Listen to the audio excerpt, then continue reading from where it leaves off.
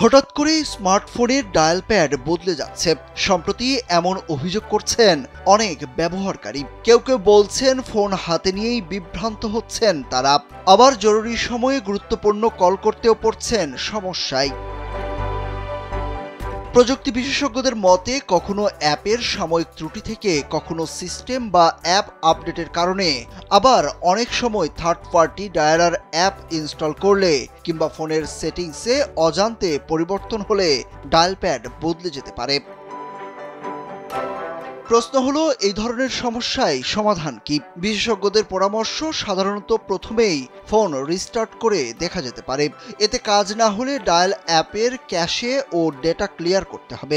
সবার ভরসা মা, আর মায়ের ভরসা এসিআই অ্যারোসল।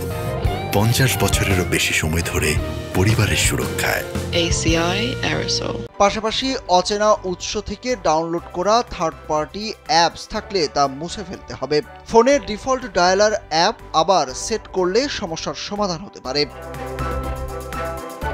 বিশেষজ্ঞরা বলছেন এসব সমস্যায় সচেতন থাকাই মূল বিষয়। তাদের দাবি, অচেনা অ্যাপ ডাউনলোড না করা, নিয়মিত সিস্টেম আপডেট চেক করা এবং ফোনের নিরাপত্তা নিশ্চিত করলেই অনেক ঝামেলা এড়ানো যায়। তাই সবসময় এসব বিষয়ে সতর্ক থাকতে হবে। তবে সমস্যা যদি বারবার দেখা দেয় তাহলে নিকটস্থ সার্ভিস সেন্টারে যোগাযোগ করাই সবচেয়ে নিরাপদ উপায়।